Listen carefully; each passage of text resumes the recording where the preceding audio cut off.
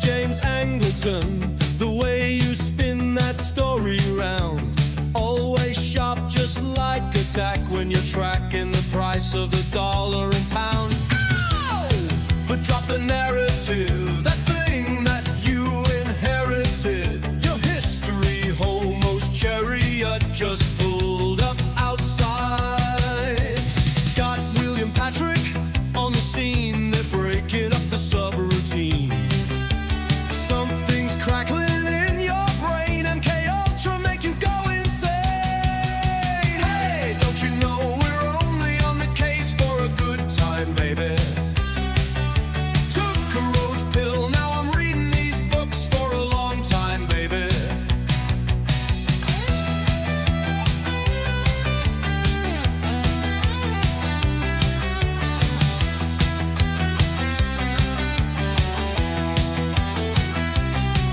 Honey pots and psyop traps, you can trust the plan until you snap. Slop conspiracy everywhere. History homos clear the air. Close your eyes, what's truth or lie? Hiding in the space between. Reality's a tangled scene. Tune in, you'll know what I mean.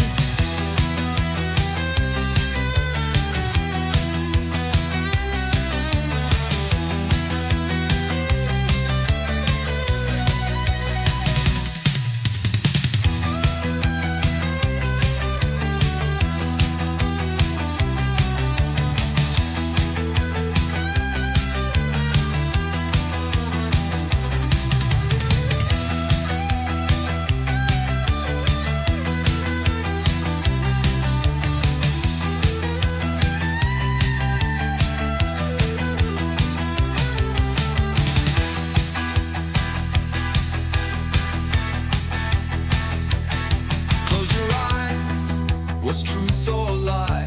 Hiding in the space between. Reality's a tangled scene. Tune in, you'll know what I mean.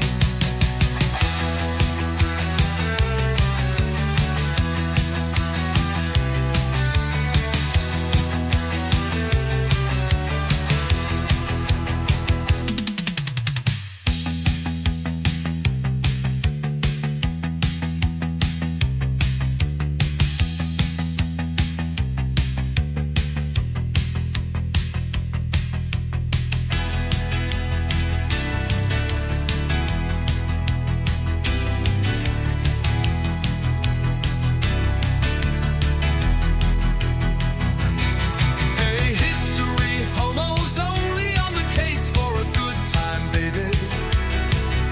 Took a roach pill, now I'm reading these books for a long time, baby.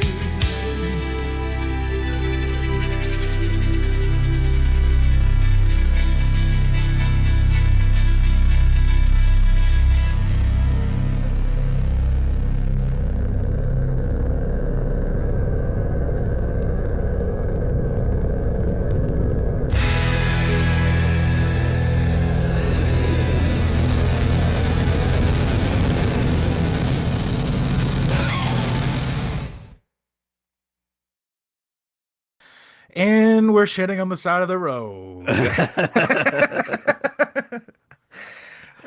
So welcome back to the show. Joining me this week is William, the effervescent William from England, and he was just telling me a characteristic story about his night at work last night. Well, I thought I'd make up for my online racism by embracing a bit of Indian culture. Just don't get hit by a train as well. Yeah. Yeah, I thought I could hold it in, but no. What was the scenario? You said you got caught short, but you didn't. Well, what go it is, into... I eat pretty healthily, and yeah, I'm on this placebo course of I'm on the course of placebos, which is a teaspoonful of dried beetroot powder. Okay. Reconstituted. So it's fiber though, right? Yeah, and so it must make for an I either have salad or soup for my lunch. So it's That's not lunch. What the fuck are you talking about, mate? it's Eat some yeah. real food. KFC, mate. Eggs with a pound of pepper. But I yeah, don't so mind a I'm pound of assuming your pepper. shit though is nice, a nice healthy red color though because of the beetroot powder, right? Yeah, it was kind of well. It's strange because like you don't normally see it sort of as a top dressing to a lawn, do you? No, well, yeah, it So depends. Yeah, I like a nice beet salad. yeah, but yeah, well, I mean the shit you don't normally see it in that Right. context. You normally It see could it be in a like a toilet. beet, beet ginger dressing, like you know Yeah, you get at a Japanese restaurant or something. it was pretty gross. But anyway, as it didn't land anywhere near me. I'll tell you that there was no holding it in. Get cannon. Yeah, I was about an hour and a half away Was from there a base. report? Yeah, I was about an hour and a half away from base, and I thought, I don't think I'm going to make. I can't, there's no option here. I'm just going to have to get rid Do of it it. Do anyway. the thing. Do the needful, sir. I thought it was coming out fast, but then a lump came out, and that All absolutely right. ricocheted off a I tree. thought I wanted to hear about this, and now I don't. He started to tell me this off air, and I go, "What are we doing here? You're gonna tell me a shit story off air?" So that'll be a nice introduction to our nice holy Yeah. ecclesiastic episode here. Well, I tell you, it's a maxim of mine has paid off, which Ecclesiastes missed out, and maybe it was edited out. Is always carry a square of kitchen roll in each pocket. I Because actually, you, you know what, dude? I have yeah, one in my pocket, actually, generally speaking, but I do actually follow the same. I have the same rule for myself. you got it because like it's better to have a piece of kitchen roll and not need it than Yeah. to need a piece of kitchen roll and not have it in it. For our Americans, that's paper towels, by the way. Yeah, paper towels. Yeah. Um, but anyway, so we'll dive into our topic. We're returning to the book, to the word. Mhm.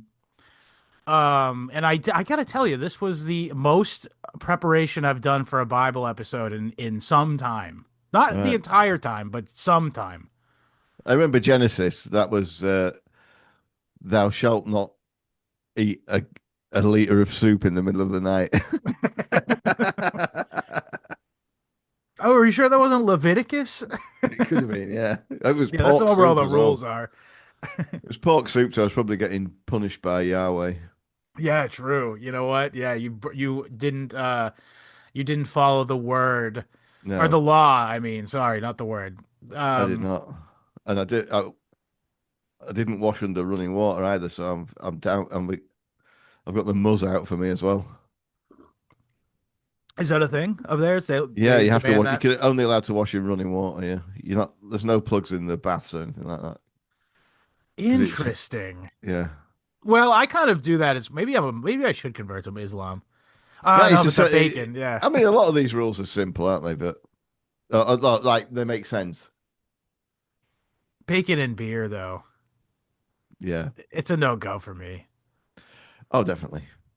I mean, As much as pork I belly. love the Just never aesthetic, mind bacon. Just the simple, straightforward pork belly before it true. undergoes the baconing processes. Oh yeah, I had some this week actually. Now that you Yeah, we mentioned did. it. It was amazing.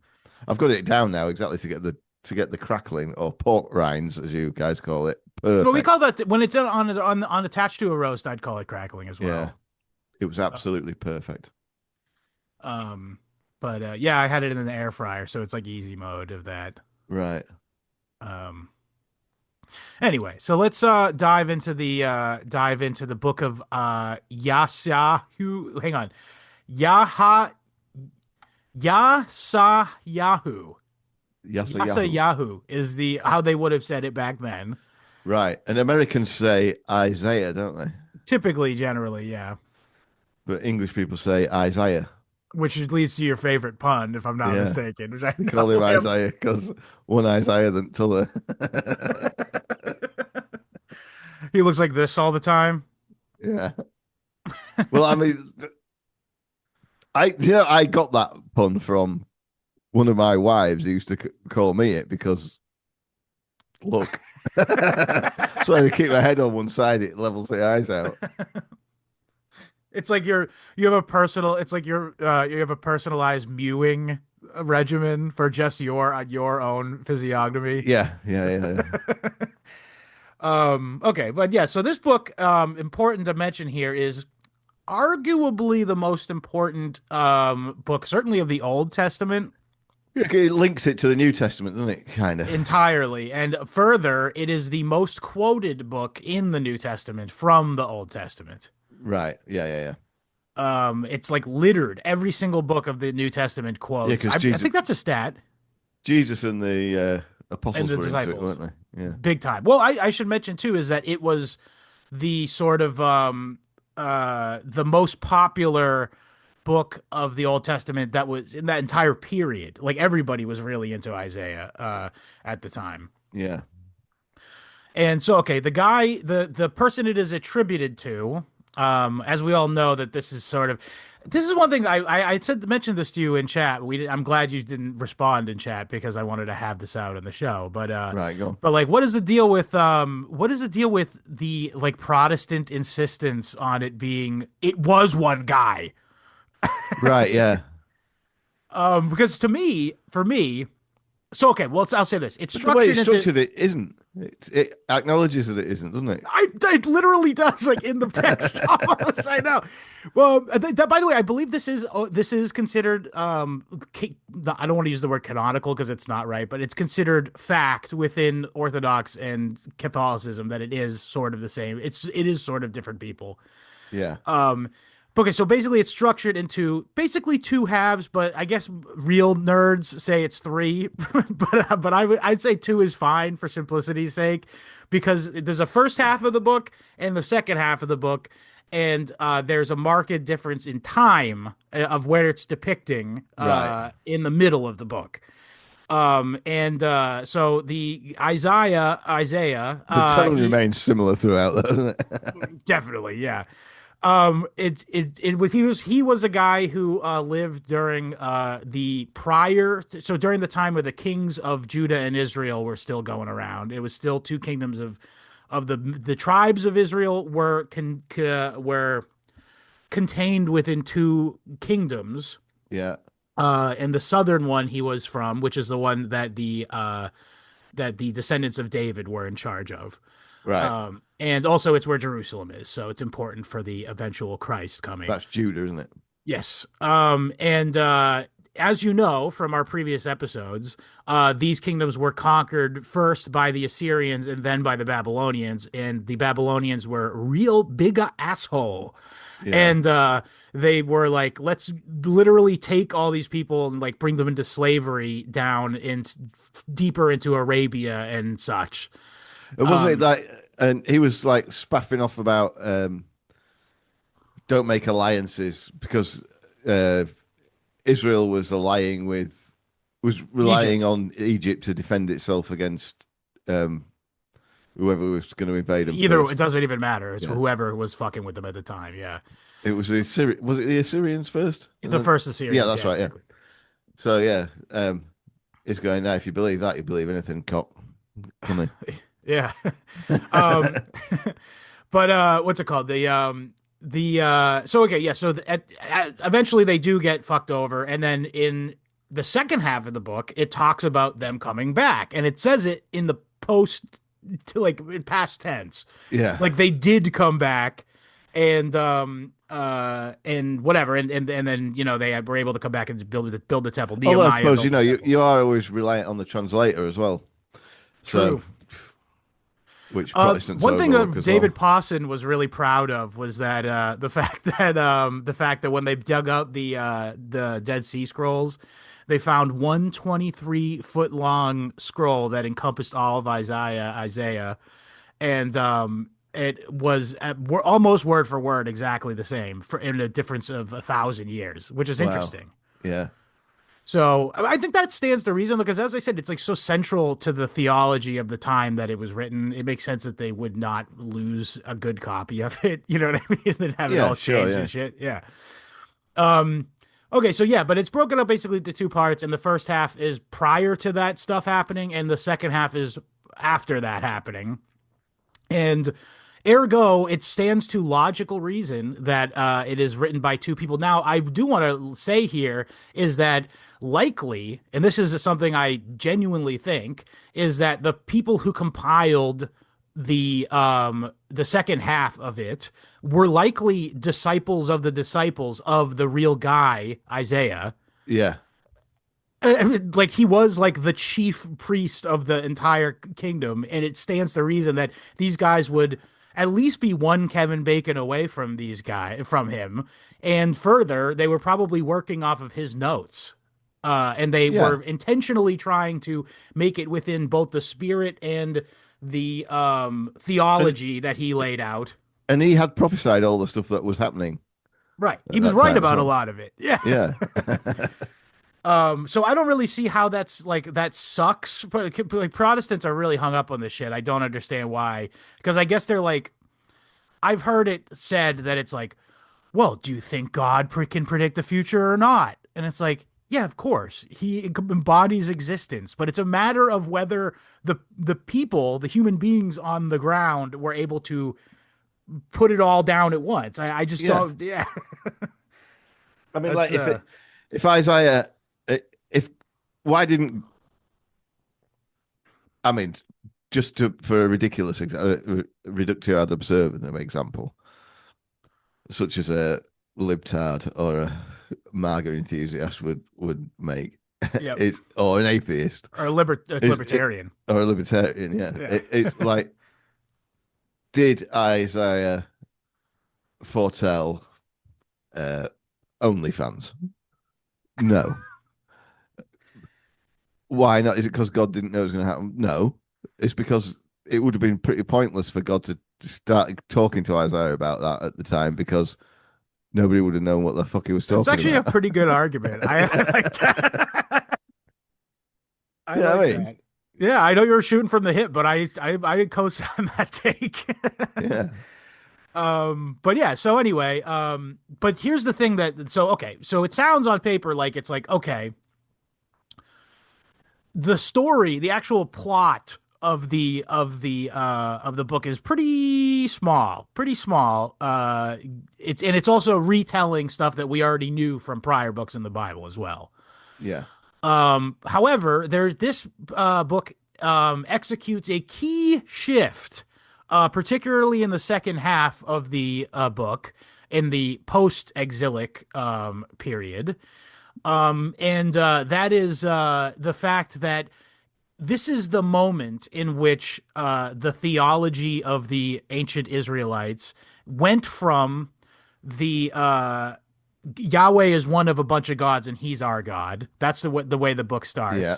And it ends with, no, God is all of existence, and everything that happens, even with these other clowns worshiping idols, is all part of God's plan. And further, it shifts history itself, like the people's view of history no longer is solely looking back. It also has this hope for the future aspect to it. And it sort of shifts, like it basically lays the groundwork for every sort of downtrodden people to have like a light at the end of the tunnel. And this was not not as obvious as it is to us now. I mean, like that is kind of like, yeah. There's a messianic element to it, of like how, but like, see, it's very confusing to me. This is the thing, because he prophesies this Emmanuel character at the beginning, which means God is with us. Yeah, which is a baby that's going to be born, and before it can tell the difference between right and wrong, say 2-3 years old, we're all going to be in exile, right? Right. I'm right about that, aren't I? Right? Yeah, it was. He named his first son. Isaiah actually had a son named Emmanuel, and that did happen. Right. And so that happens, but then it sort of, from that point onwards, any reference to that seems to me to be a reference to Christ Yes. And yet the kind of it's a bit. I found it a bit confusing. I couldn't suss out where Emmanuel stopped, and like because he didn't really seem to get up to much when in his life, or maybe I'm wrong. Well, yeah, I don't know that he was necessarily the savior. I think it's like sort of like a ad libs or like a pick and choose kind of like, okay, well, this he was right about this, and then he also prophesized the servant of God, which is clearly Jesus, by the way. Right. The servant of God is a figure in the second half of the book, who is also identified as being born a virgin, I think. Um, but regardless, the whole story is basically the story of Jesus. Like it's like he was viewed as he was our savior, but instead of being elevated and hoisted up as that figure, he's going to be scorned and killed and treated like a criminal. And Yeah. the reason is because there's something fundamentally wrong with the Jews. It's like basically they lay it all out really pretty fucking neatly.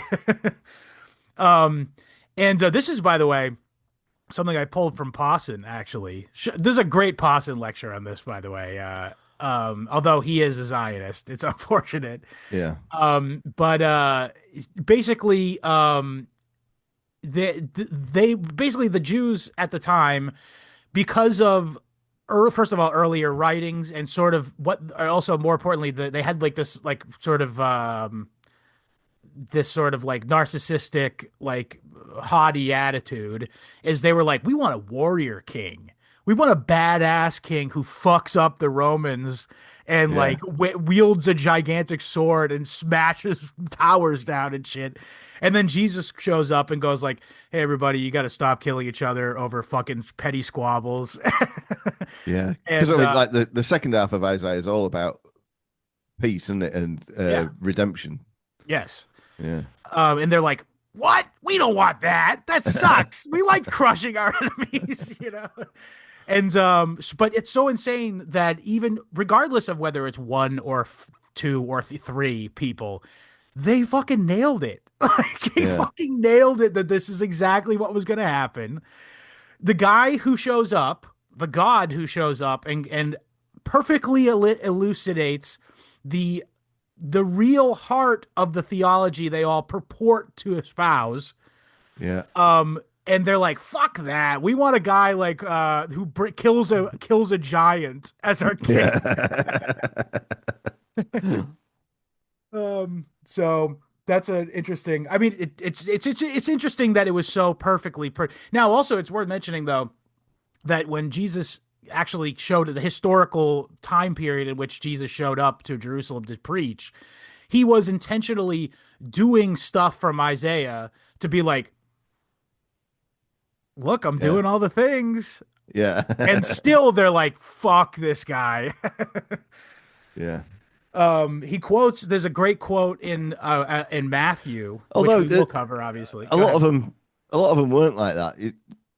I mean, That's true. Yeah, I you're think right. it was. That's true. It's you have to be like that to be part of the. Well, I don't want to say part of the remnant because that's not because that is a word that's used a lot in the book, isn't it? Yes. But that's to do with the exile, isn't it? There will Right. be The a people who remnant. showed up after the Yeah, exile. Yeah. yeah. But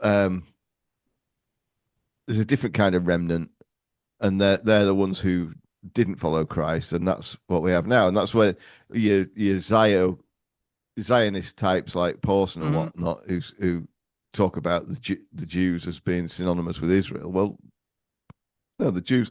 I mean, Isaiah's all there's a lot in it about opening it up to the Gentiles as well, isn't there?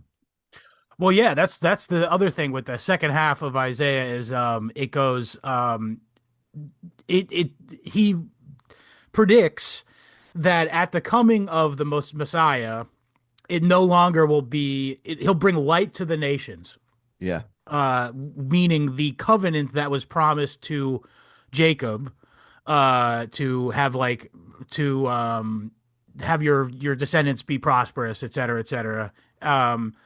will now be opened up to everybody, the nations, every single nation in the world. And nation, of course, is the way I use it, which is not like literally a political nation. No. It's like different peoples. Yes. That's what a nation is.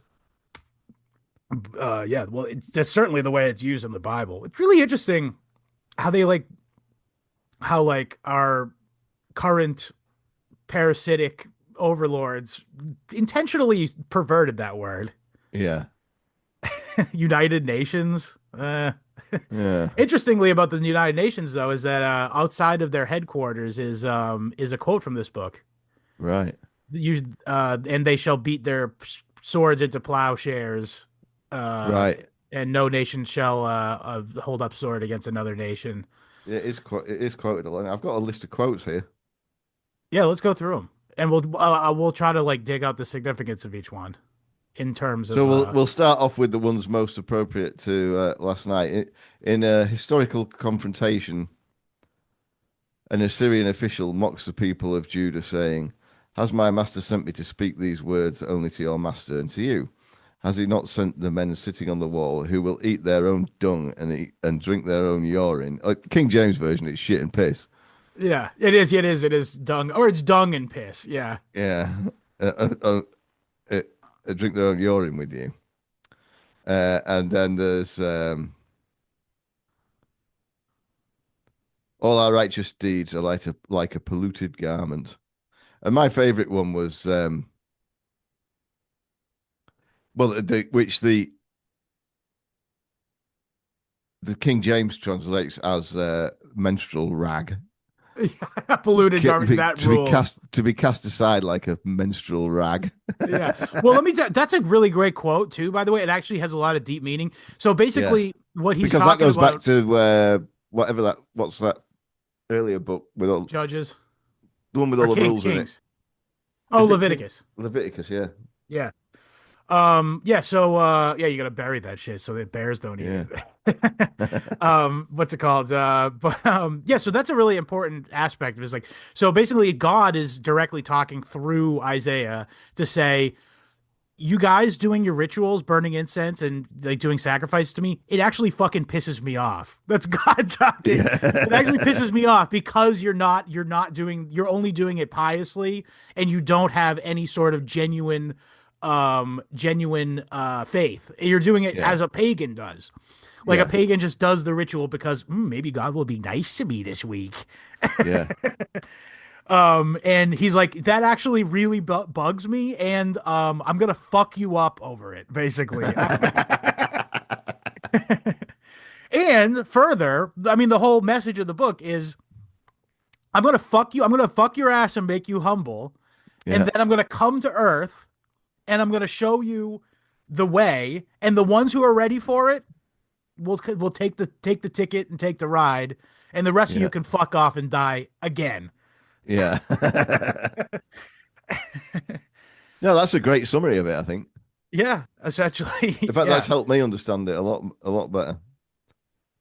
Talking like a black man with a beard. Shit. Um, but yeah, no. There's a couple great things. He talks about another thing is this is the sort of the shift from God being like just like a I don't want to use the word pagan because it's not exactly, but Yeah, the way that the early Israelite followers acted was definitely pagan. In the sense that they were just doing the rules as they were following the rules as, by the way, this is the fucking way that the current Jews do, by the way. They're basically just doing the rituals like performatively so they get into heaven. They complete, that's the whole thing is like, they're like just to the letter of every law. yeah, And there's no, I'm sorry, like if you act like that, you can't convince me that you have like a deep sense of faith and like admiration for your religion as a moral system. If you're literally trying to build new technologies so that you can get away with using them on days that you're not supposed to. Like, did you see that? There's a light for Jews that it's on all weekend, and you can just you can pull it up so it's uncovers. It's like a cylinder, right? And Right. there's an LED light inside of it, and there's a handle on the top of it, and you can pull the LED light up outside of the cylinder to make Yeah. light come in the room. And when you're done with it, you just push it back down. But the light's on the whole time. But that's more work than turning it on or off. Right, but that's not breaking the law. Why? Listen, you don't you're preaching to the choir here. I mean, but that's what I'm saying. It's like you can't tell me you have a deep sense of awe and faith Yeah. for your own religion as a moral system if that's the way you're gonna fucking approach it. Yeah. No, it's right, that, isn't it? Yeah. Um, yeah, that's just my take on it. But regardless, what was I gonna say? Oh yeah, so okay, so at the beginning of the in Genesis times and in Leviticus times, explicitly in Leviticus, by the way, they mention other gods by name and go, yeah, he's a different guy. He's for the other tribes. You know what I mean? Yeah. Whereas in this, it actually shifts and goes, yeah. That's what all that stuff was bullshit, and you guys are completely wrong about it. And also, like, the entire world is under my purview. I think the direct quote is, "I am the Lord, and there is no God beside me. Even after me, there will be no other God." Yeah. Which is an interesting turn of phrase. It's like there's going to be a time after God. Is Nietzsche right? Maybe this is it. Yeah. But Maybe that's what they're hoping for. They, yeah, the big they. maybe, yeah. Um, but yeah, so okay. Oh, right. So there's a couple good quotes. He talks about flesh. All flesh is just grass. Yeah, that's a famous quote, isn't it? Yeah. Where basically the idea is like it's temporary. And you can just cut grass down, but the earth that resprings up like more grass that's God. You know what I Yeah. mean? All flesh, all things that happen on the earth are come up out of the earth, which is all of existence. If The you grass follow, withereth and the flower fadeth, but the word of God shall stand forever. Isaiah 48. right? Um, Another thing is, yeah, there's also a bunch of shit where he goes on and on about how all the people that fuck over the Israelites will also get theirs in the end. Yeah, yeah. There's a fair bit of vengeance even mixed in with the redemption at the end, isn't there? Um, But but I, there's a bit yeah, here where he's explaining this sort of the reasoning of the redemption and how so yeah, you really piss God off, but of course he's not going to abandon you, sort of thing, which is yes, 49:15. Can a woman forget her sucking child, that she should not have compassion for the son of her womb? Yea, they may forget, yet I will not forget thee. right. Pretty cool, isn't it? Yeah, well, that's the thing where he's saying that God views the people who honor him, because I think that becomes very explicit once it's the time of Christ, where it's universal. Yeah. But The there people is a that bit around that in the verses around that one that I just quoted. There's a fair bit of. I'm surprised the Troons haven't got onto it. which That because it does. Isaiah represents God in a series of female-based metaphors yeah, true. Yeah. or similes or whatever they are. Yeah, that is a simile actually, yeah.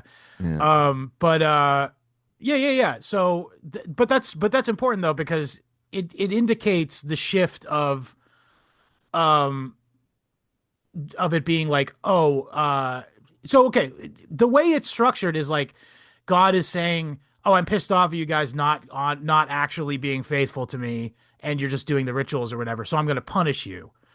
yeah, So you think it's like, oh, okay, fine, it is the pagan conception of being good and doing the things, But no, he goes, no, but also don't worry, I actually do have your back.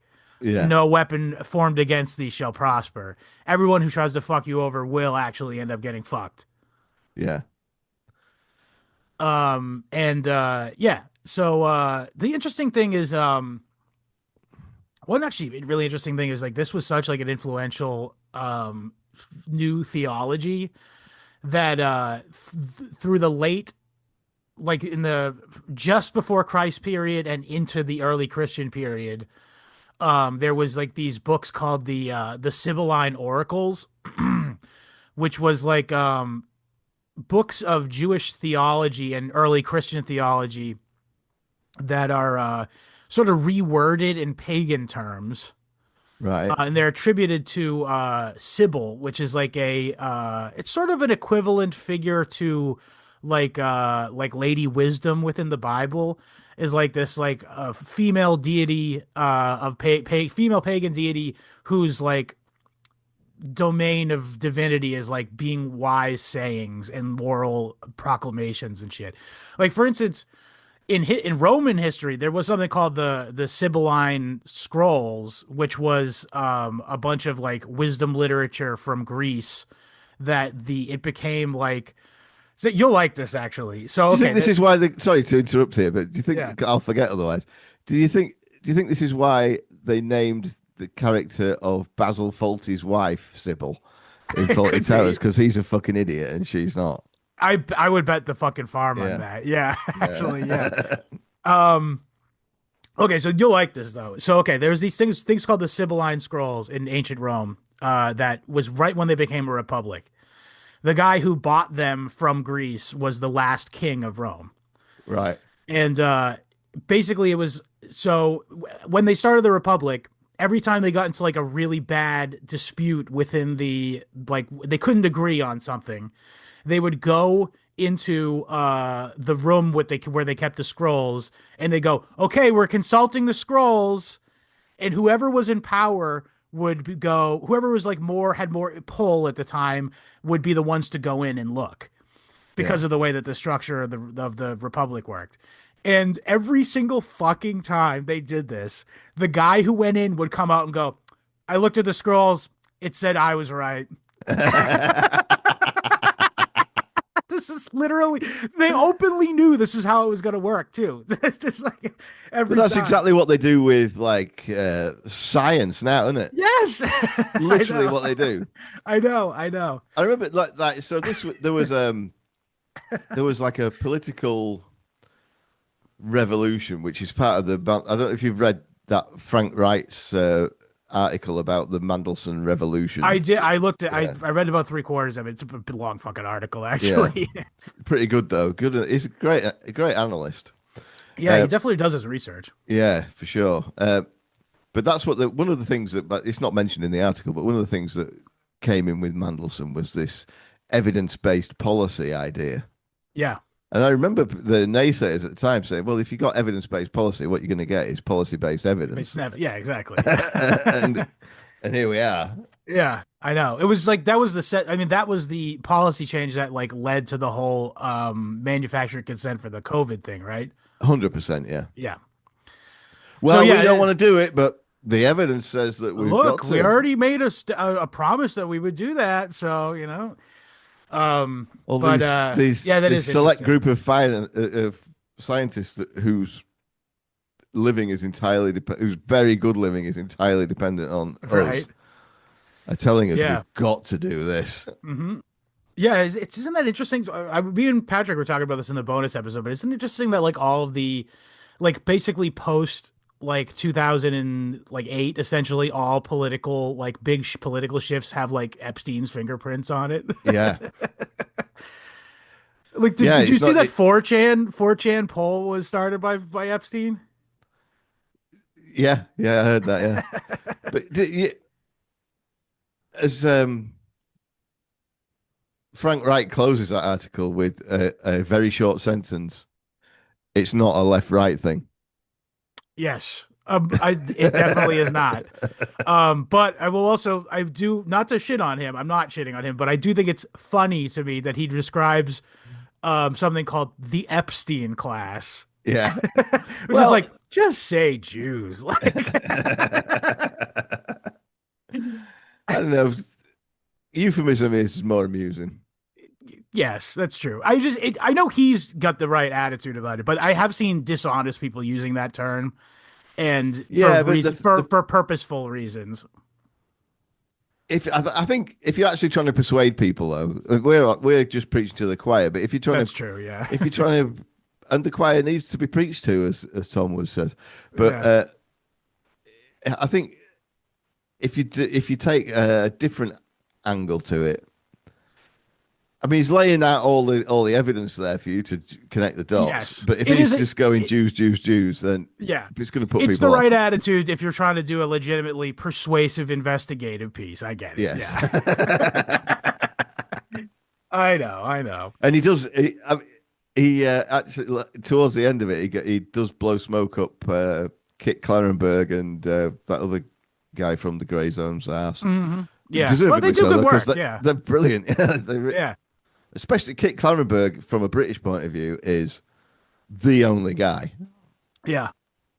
That's true. Yeah. and he's see his absolutely shit posted fit. all the time. Yeah. They arrested him a couple of years ago, held him Wild. without charge for a fortnight or something.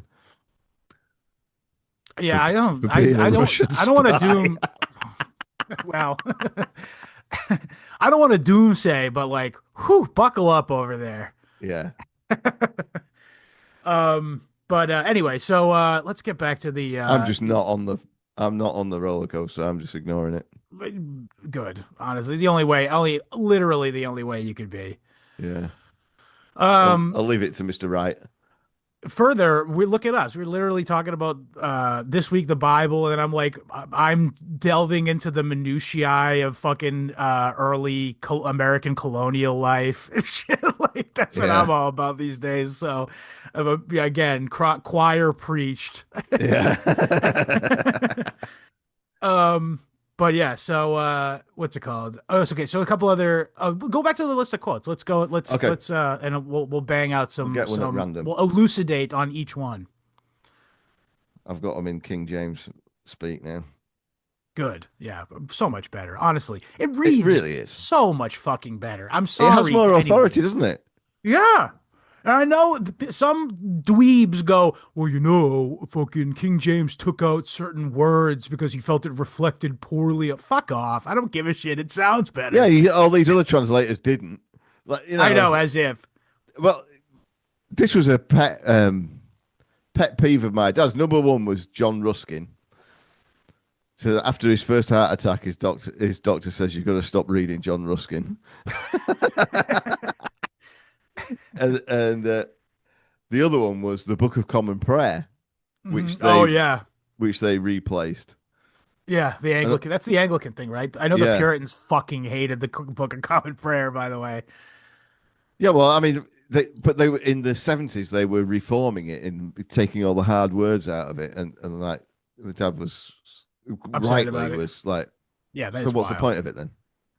Yeah, like, and that's what they've done, and I think that's an Epstein class thing. It's because like it's an institutional part of the British government. It's the Church of England.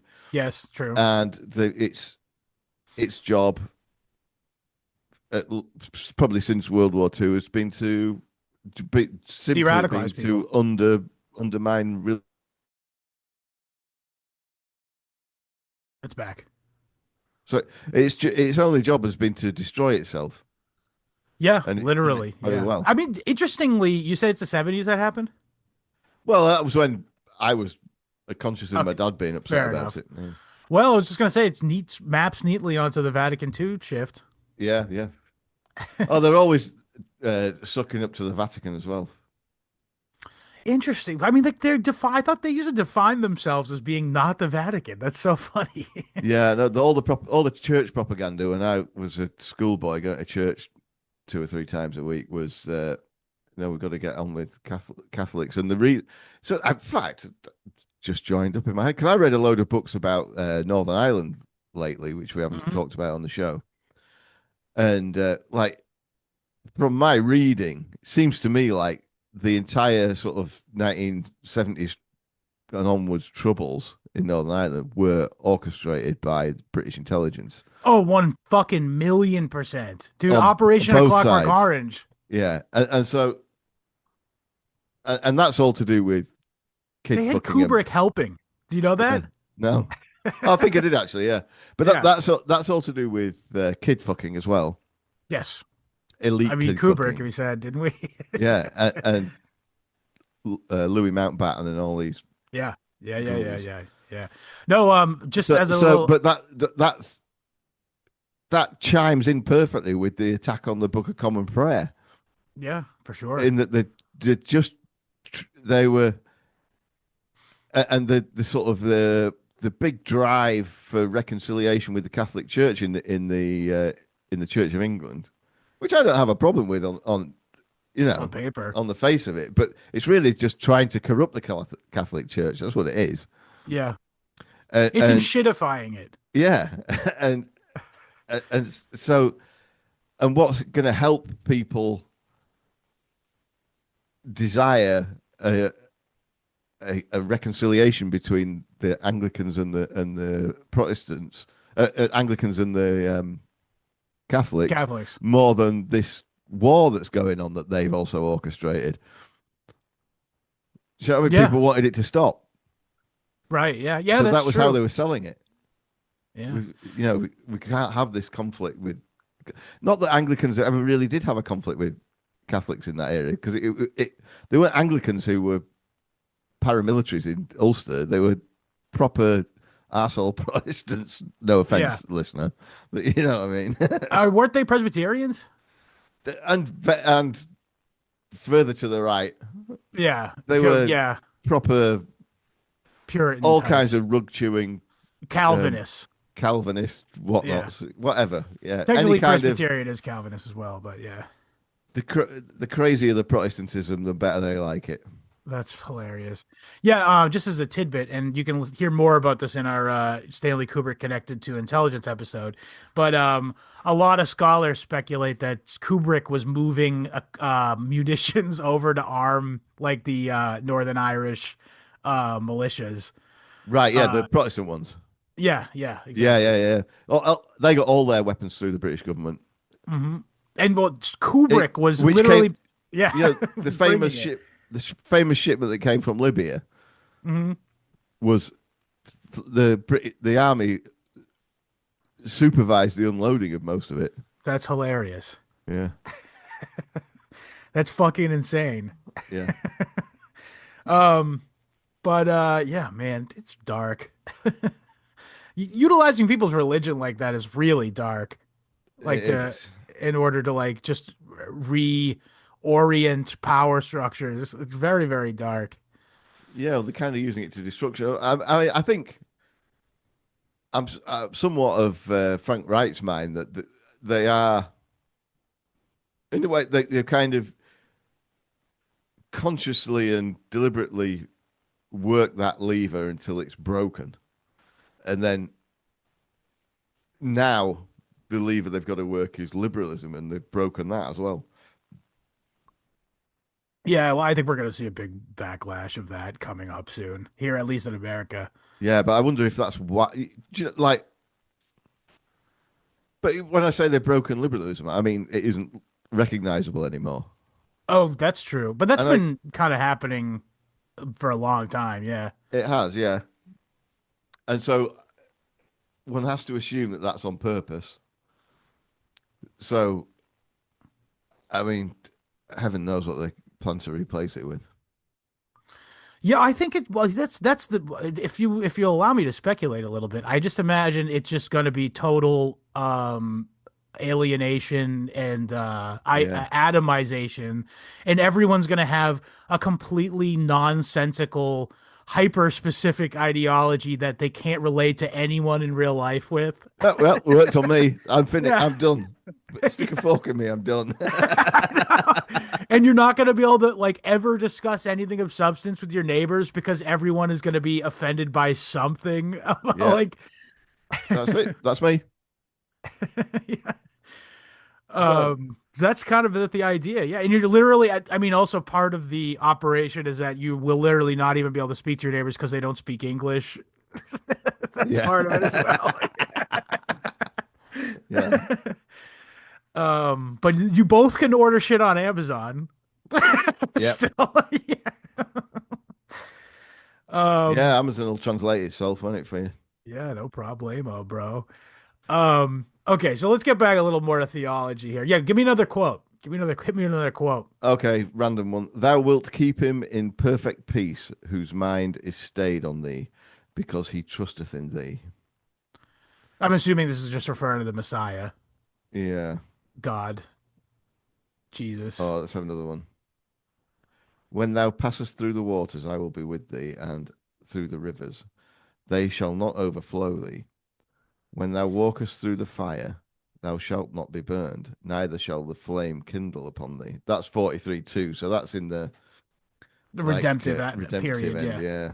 Yeah, so yeah, exactly. It's exactly what it sounds like. It's like, yes, things can be bad, but if you keep faith in me, everything ultimately, your spirit certainly will find salvation, especially in the later Christian formation where it's like that's like the whole promise of the New Testament is like it's like you're gonna be fucked with. Like it's particularly in the time it was written, like the Romans were so rotten to the Yeah. Christians too, you know?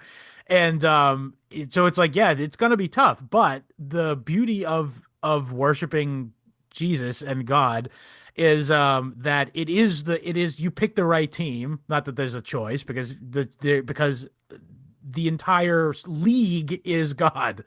Yeah. Like there's no choice to be made. Like you're allied with the true creator of the universe and master of all reality. And as such, you will enjoy personal soul salvation in the afterlife. Yeah, you're subject to his will either way. Yeah. And in the interim, yeah, don't. But in the interim, you might be literally walking through fire or figuratively walking through fire, and but on the other end is safety and comfort. Yeah. Yeah. I mean, my experience is that it's not just at the other end. It's during. But That's true. it's kind of real. You have to realize how insignificant your own suffering is, Yes, that's definitely true. and that if you can like do something to glorify God, or which can be just like fulfilling a duty conscientiously or something like that. If you can Yeah, do that, that is, and if you like thankfulness, we've spoken about this before. If you're thankful and dutiful, you haven't got as much time to think about the fire burning your feet, have you? true. Genuinely, yeah. Yeah. And also, like, not just like doing a duty. To add on to what you're just saying there about like doing a duty conscientiously, it's like just choosing to like not react like a cunt when someone is like mildly gives you an attitude. Yeah. Like that is in the spirit, like that is even also that also is in the spirit of Jesus, is like just to be like, Yeah. you know what, you were nasty to me and I'm not going to react like a piece of shit about it. And it does give you peace to do that. It 100%. genuinely Yeah. feels amazing to have someone flip shit on you and go, I'm not going to rise to this.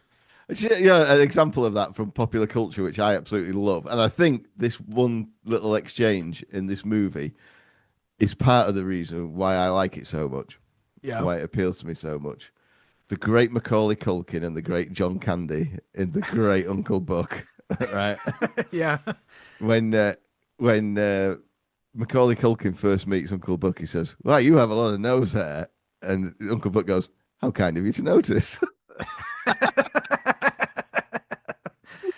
Which is Yeah. exactly that, isn't it? Yeah. It literally is that. Yeah. And it's Yeah, particularly it's easier to do with children for the record. yeah, for sure. Yeah. It's Um even funnier if you do it with adults. So Yeah, that is true. But It yeah, there's really, nothing better to have someone just like absolutely chimping out on you and you're being like, well, you're not actually, dude, did I tell you about this whole exchange with the guy who lives across the street from me is his hideously fat girlfriend was parking blocking my driveway for a long, long time. And finally it culminated in my garbage can not being taken by the garbage because her car was so close to it. right. And it's like You didn't tell I me about I that. No. I didn't tell you about that. Yeah, okay, good. So I that was like it. That was it. I've been quietly If you were in England, you could raging write a letter to the Times. the Ghoul times. But what's it called? So yeah, that I've been quietly raging about this for like 3 years. He's been telling his fat, hideous girlfriend to do this and block my driveway. And I've just let it go because again, I'm not the one to cause an issue. But now Right, it's fucked my week up. right. So I go out and I go, let me not even. I'm gonna be approach this so diplomatically. Yeah, I'm not even gonna use a cuss word. yeah, So I was gonna say my first instinct was to say, "Hey man, I'm not trying to be a hard ass," but I go, you know what? Let me not even give him the ammunition that I used the word yeah, ass. yeah, And I said, "Hey man, I don't want to be a hardo, but yeah, could you just like tell your girlfriend not to block my driveway, like with the front of your?" So let me just to give you a little better picture is my driveway is very narrow and I have my neighbor is like literally on the other side of my fence. His right, driveway is basically right there. There's right, less than a car length between our driveways. right, And she parks in the less than a car length sidewalk and right, he has to choose who to block, me or him. right, And she'd been picking me because I typically park on the street. right, Still, that's annoying as fuck, right? right. So again, so this happens, and so when I said that to him, he immediately chimps out and starts screaming and Right. say, "You use that driveway? What the hell?" I'm like, and I was like, "Okay." Regardless of the fact that I don't always use my driveway, it's my driveway, and legally speaking, you can't block it. And he goes, "What? You don't think I know the rules?" I'm like, "I didn't say you didn't know the rules. I'm just saying I would like you to stop doing it." And he goes, "Fine, I'll move it. I'll move it." And that kind of shit. And I got to tell you, I did get a little adrenaline going because the guy's Yeah. aping out at me. But afterwards, the whole thing had concluded. He was getting so worked up. My wife came outside because she thought he was like attacking me. This is how Right. fucking loud this dude is getting. What And a way to live your life. I he's literally he's the kind of guy. He's like basically a gargoyle. He sits on the stoop constantly smoking ciggies. Right. And like if you go outside, you will see him. That's how often he's out there. Like that, it's insane. Like I've had my father-in-law babysit, house sit for me. And he goes, "What's the deal with the guy who's always outside?" Like he was only there for 2 days, and he remarked on how much this guy's outside smoking She's like a ciggies. troll. Yeah, he's like, and he's always scowling and scrolling on his phone. It's like, what are you? And it's like, I swear to God, he doesn't even fucking work. I have no idea how he even affords ciggies in this economy. Yeah. She's probably on disability. I would imagine, yes, but it's just like, dude, I'm sorry if you want to live in like a gross basement apartment in a triple decker, you can't have two cars, like, and then also block your neighbor's driveways. Like, it's not cool. So yeah, I guess he just decided to push his luck by having his girlfriend block my neighbor's driveway instead. So that's what his solution has been since that. Right. So, but anyway, but my point is the point of this entire anecdote is I felt incredibly vindicated and at peace throughout the entire experience and after because I didn't raise my voice even in one iota Right. and I didn't meet his energy at all. And I think he felt very foolish about it. Right. Yeah. Yeah. Yeah. No, I mean that's the way to go. And if that if somebody came and asked me that, I'd just go, "Oh yeah, sorry, mate, I'll move it." Same. Yeah. Same. Internally, I would go, ah, fuck, I got to find a new place to park my car. I Yeah. wouldn't bring it up. I'm like, that's obscene. It's obscene. It's insane. Yeah. Well, anyway, I'm sorry I went on that anecdote, but that Yeah, we was love it. That's why people like my appearances on the show. It's the anecdotes they like. it's anecdote heavy. Yeah. Yeah. Oh, for those wondering, also, I don't know if you heard this anecdote either, but I there was a Hispanic car accident that had Aye, occurred. aye, aye. Accidente. Yeah, at Viso there was an issue.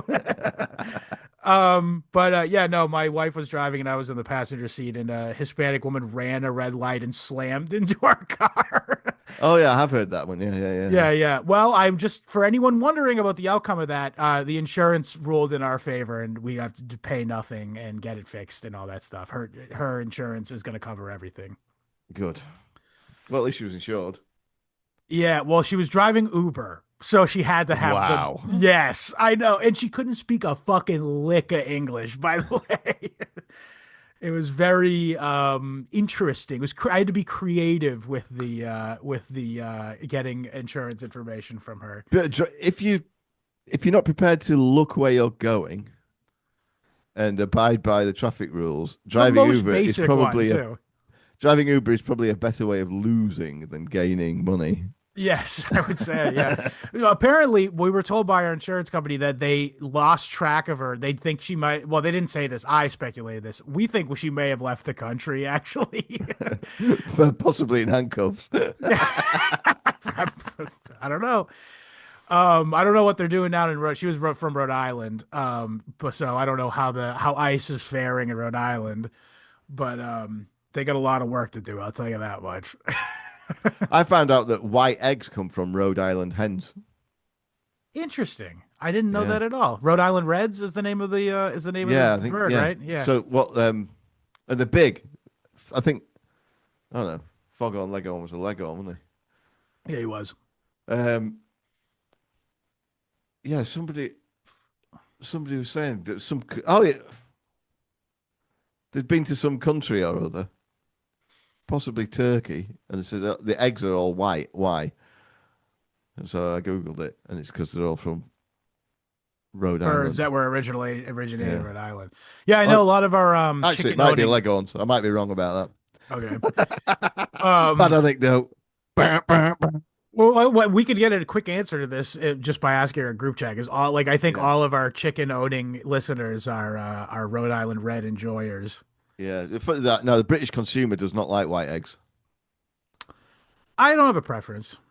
Yeah, the brown egg is the brownish Reminds egg them is of shit. considered the best egg. It reminds Yeah. you of shit. It's because we're so enmeshed with Indian culture. It's just like more wholesome. It's like it seems more rustic, doesn't it? I think that's what it is. It does seem more right. Yeah, white. It seems like it's like sterile and very. It's like Bill Gates has printed it or something. or it came out of like a clean room. You Yeah. know. Yeah. So, give me another quote. Okay. So with like English people like to open the egg box and there's shit and feathers on the egg. Well, then you can keep it outside of the fridge. Yeah, which we don't always do anyway. So Well, if you wash it, you can't. You know that? That's the difference. Sorry to interrupt you. Oh right, if you wash them, you can't. Yeah, that's why Americans keep them in the fridge. Right. We wash them. Right. Well, you could just wash them just before you use them. That'd be fine, but that's not the way that our grocery stores have decided to operate things. Right. I think ours are washed before we get them, and I keep mine out of the. Most I'm of them sure are. it's fine. I definitely leave them outside of the fridge for an hour or so. Sometimes it's not like I'll leave them outside. I never put them in the fridge because then when you soft boil them, they crack. But True. I leave eggs out of the fridge all the time and butter. No need to put butter in the fridge. Here in the summer, you definitely need to keep it in the fridge. Yeah, in summer, yeah, sure. Yeah. So 40:10. Fear thou not, for I am with thee. Be not dismayed, for I am thy God. I will strengthen thee, yea, I will help thee, yea, I will uphold thee with the right hand of my righteousness. So again, that's redemption stuff. That's the tit sucking segment, isn't it? That Yeah. it's yeah. One quote I remember is I will Assyria is my rod of anger. So it's sort of like saying like God uses like empires as a weapon. Yeah. You know what I mean? Everything is within the purview of creation, you know. Yeah. So this one here, 53:5. This is a good one. This is definitely foreshadowing of the coming of Christ. But he was wounded for our transgressions, he was bruised for our iniquities.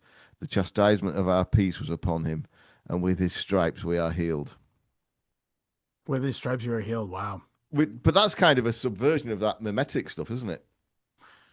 Yeah, well It's that's Girardian, isn't basically it? It's like how Girard is Isaiah. yeah, definitely. Yes.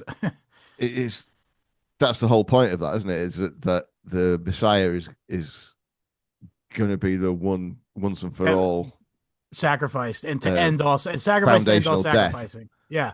Yeah, Literally, quite foundational literally. murder. Sorry, yeah, Yeah. I was gonna say there's another great Girardian quote early on in the book where it says, the world will no longer cover up your slaying. right, Meaning I've noticed all this shit you've been up to. right, Me, God. And you're gonna stop yeah, by hook or by crook. I'm gonna get you to stop, and you're gonna see. And this definitely plays into that quote you just read. Is you're gonna see through the error of your own ways just what I mean by that. yeah. And it's also like the so obviously Girard gets his theory from the scriptures anyway, so it's not Definitely, yeah, surprising that you find it in there. But this, that whole Babylonian exile thing, that is also the opposite of the foundational murder, isn't it? It's like, okay, yeah, you're not going to take it all out on one person; you're all getting it. yeah. Oh, that's a good point. I didn't even Yeah, think of that, but yeah. yeah. Um, I do want Girard's a to. smart guy, I just wanted to say but though, what gets me is like if you I mean, if you're in any doubt, like how could these ancient guys? I mean, there were some smart Greeks as well, but the Greeks weren't as smart as this. They had absolute Greeks and Romans had deeply flawed. They had philosophy, yeah, but it was deeply flawed. This isn't. This is. yes, It's got to be from God because definitely. nobody else in the world, these so-called super advanced civilizations, could understand this until it was To your revealed to them point, by God. in the 100 years before Christ, there was a guy named Philo who lived in Egypt, and Philo Beto. but he was a Jewish theologian, Uh, and his mission was, I'm going to, well, when I say Jewish, I mean like the people who Jesus would come from, you know. yeah, And he made it his mission to write a treatise or several treatises that connected some of the very best ideas within Greek philosophy with the things that are with the moral framework that is presented specifically in Isaiah. yeah, So he went out of his way to like sort of connect. And so this is where the word logos comes from within the Christian conception. Philo is the one who connected it. So logos is in Christian terms is like the idea of order coming from God, essentially. And it's equivocated with word, like the word, like it's like the written words. In the beginning was the word. yeah, In the Greek translation is in the beginning was logos. right, And so Philo, what he did was he identified this idea within Platonic philosophy, which is the written word is what constitutes reality. Philo directly equivocated this between God and right, that concept. And then when Christ came along, the early Christians were like, Jesus is that. Yeah. So that's why, if you follow what I'm trying to say. Yeah. And here's a message. I've got a message of hope for people here as well. Like, so you can put all this together. That if you look at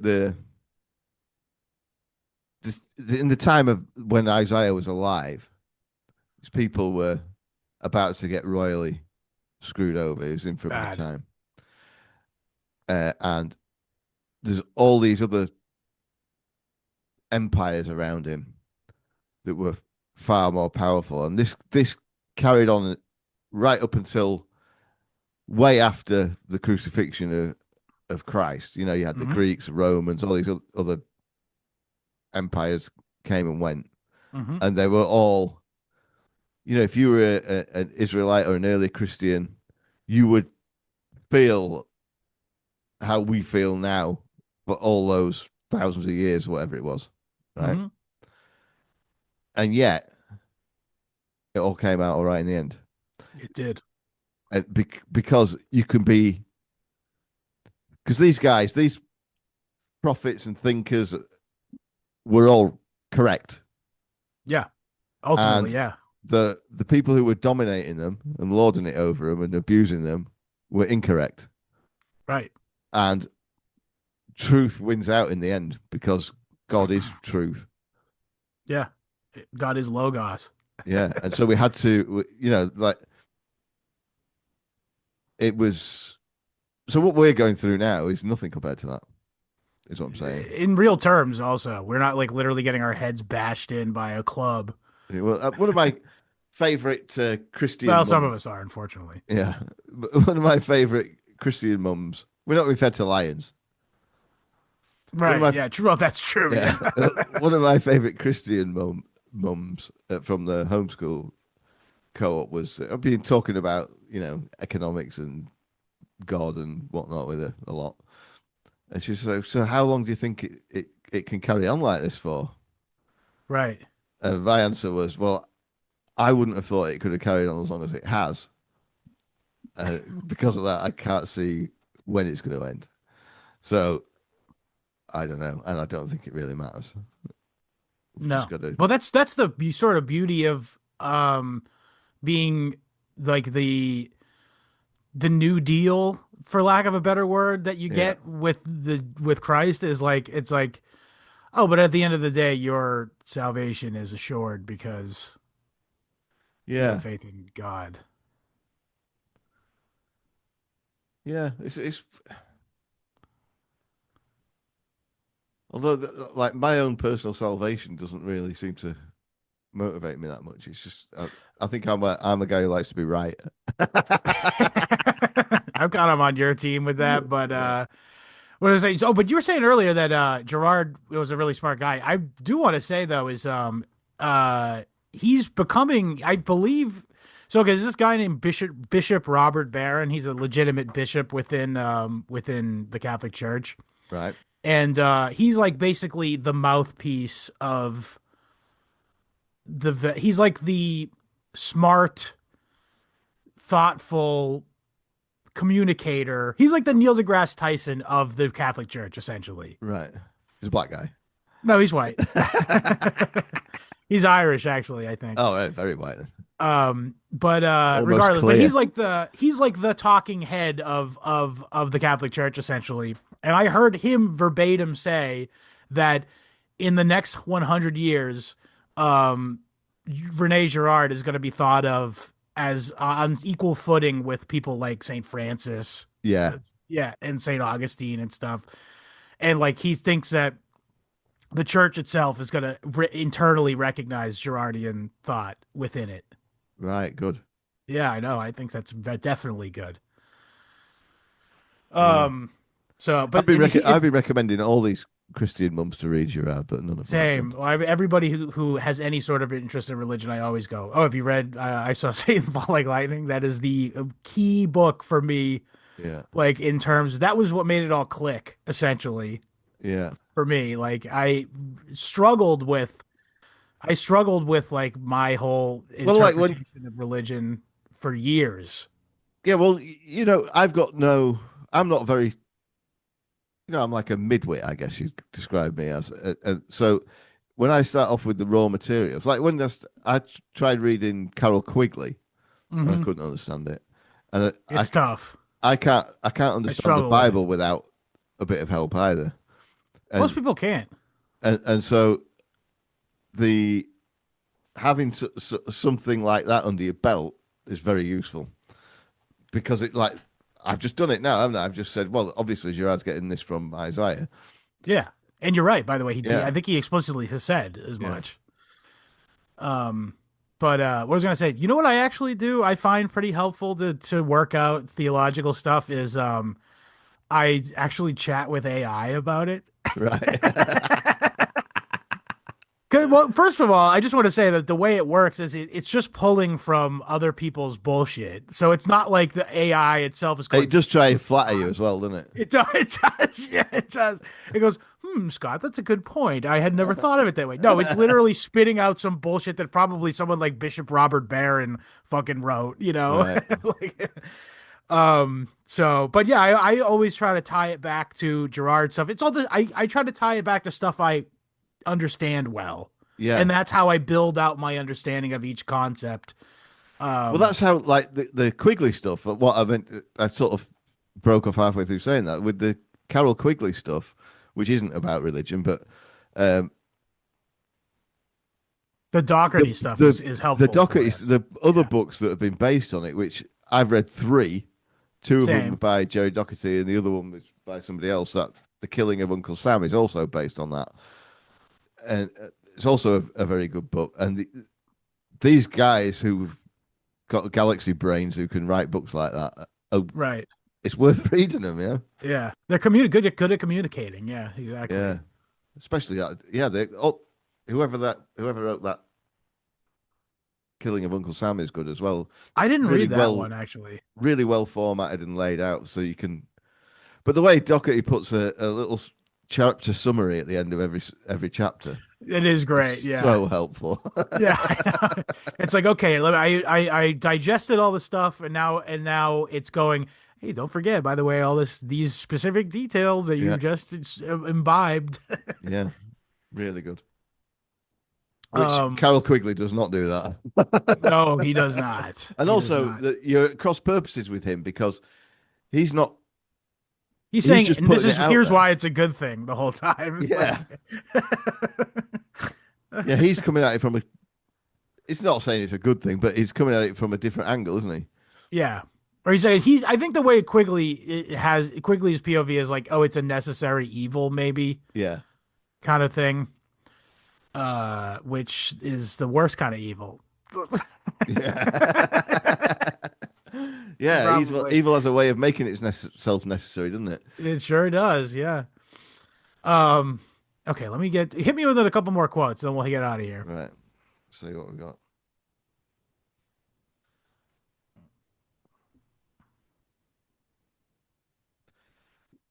26:3. Thou wilt keep him in perfect peace whose mind is stayed on thee, because he trusteth in thee. That's about the not just going through the motions Yeah. thing, isn't it? Because that's about chapter 26. That's quite near the beginning. Uh,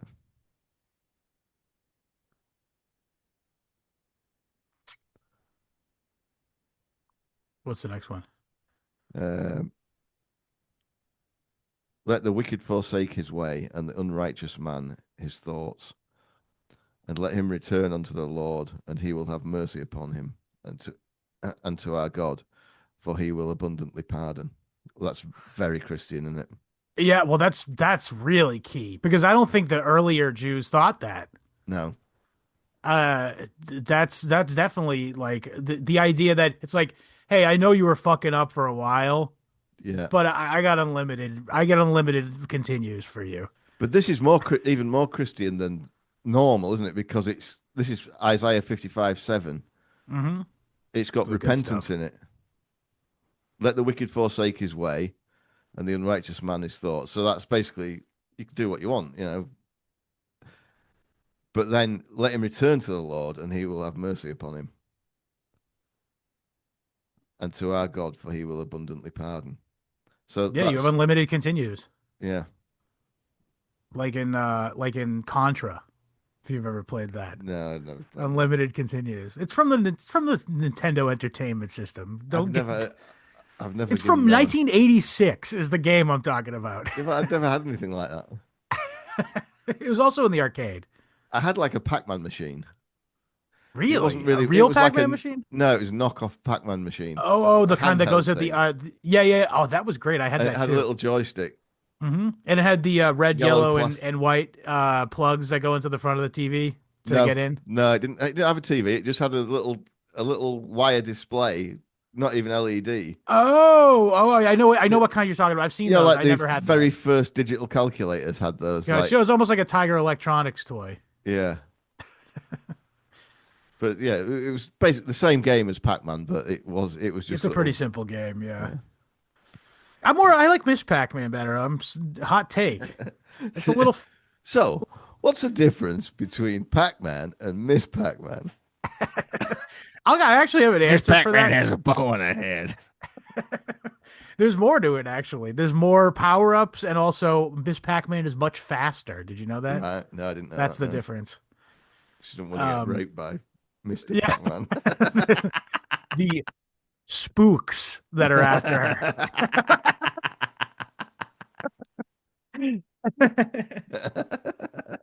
She's getting chased by a pack of spooks.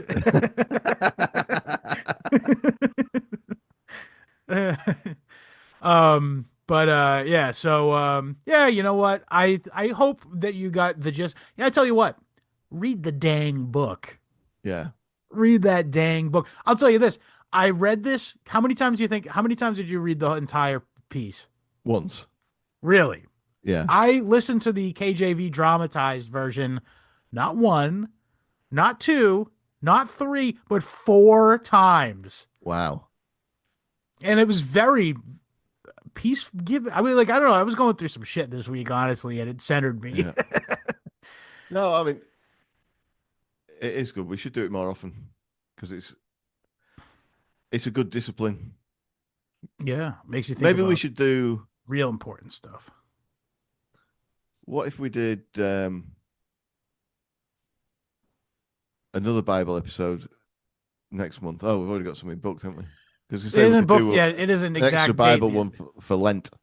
Is what I was thinking. If you want, we could. I'm down. Let me. You Yeah. say the word, my man. And then I could say I'd given up Taking an extra week podcasting off. about anything but the Bible for Lent. You say the Very word. And we'll Jewish book of it. me, that, isn't it? Yeah, it is. Yeah. It's very Talmudic. Yeah. But yeah, so guys, thank you again for listening as always. We will see you next week. And www.historyhomos.com is the RSS feed. We're also available on YouTube. Oh, I want a little service announcement. If you listen to the show on your podcast app, Apple, whatever, Spotify, BitChute, Odyssey, Rumble, do me a favor. Even if you're not gonna listen to it or watch the show on YouTube, please just subscribe to the YouTube. We're like fucking 3 seconds from being able to have fucking monetized. All we need is more subscribers. We have enough views because the people who do watch it on YouTube watch the whole 2 hour long podcast every week, and it adds up to time watched. So Right. we're there. We have dedicated dudes on there, but just we need more people to hit subscribe. I don't care if you fucking block it in your feed. I just want that. Give me the damn number. Help me out, dude. It's not. We haven't. I will say this: we have not compromised one iota on the content of the show to remain on YouTube whatsoever, and we're just sliding in under the radar. So let's fucking take this as far as we can go. So please, if you could just do me a favor, go to YouTube. Let me actually just pull it up. It is History Homos, youtube.com/u/History Homos pod. Hang on a minute. Did we lose the custom URL? This is fucking ridiculous. Hang on.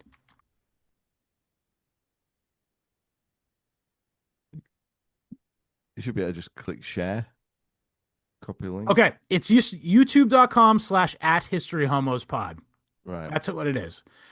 I thought we had it. I was a little freaked out. By the way, we lost our fucking check mark on Substack All right. for whatever reason. I don't know why. They don't like us. But well, if you want Johnny Vedmore on. that might be part of it. But anyway, so yeah, but if you do want to see more of the show, we have 100% more show every single week. Simply by going to www.historyhomospod.substack.com. If you like this show, you get an entire other episode per week. This past week, Patrick and I did a discussion on the nature of demons prior to Christianity, or specifically within the context of the Greco-Roman world. Very interesting episode. It's not what you think it is. We're not going to go, ooh, there's spooky ghosts. We're talking about how people's motivations in life used to be embodied by a supernatural deity or supernatural entity called the daimon. That's what we were talking about in the episode. Right. So check that out if you're interested. And we also do other stuff, other history topics, and we also do movie reviews and all the kind of content you get in the main episode. So if you want to support the show and you want more of it, best place to do is www.historyhomospod.substack.com. Thank you. If you have any questions, comments, or concerns, you can email me at historyhomos@gmail.com. Also, if you want to buy a t-shirt, you can send me your size and address there, and we can work that out for you. You can follow us across social media at historyhomospod. That's Twitter and Instagram. Our Telegram chat, t.me/historyhomos is the channel. t.me/historyhomos chat is the chat. Die with dignity. And William, why don't you hit us with one more quote before we go?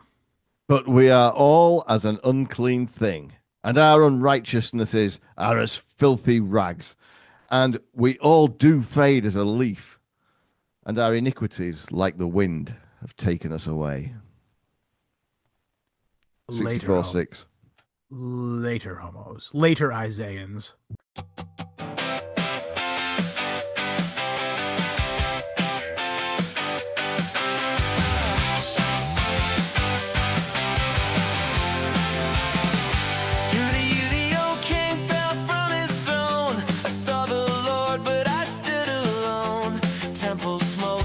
Trembling frame, seraphim crying out his name. Holy, holy, the pillars shook. I dropped my eyes, I couldn't look. Cold to the lips, burn it clean. Say what you saw, say what you mean. High and lifted up, I heard him say, heaven and earth gonna fade away. Cry aloud, don't hold it in. Tell my people where they've been. Eyes that see but never perceive. Hearts too proud to ever believe. Still the word cuts like a knife, calling dry bones back to life.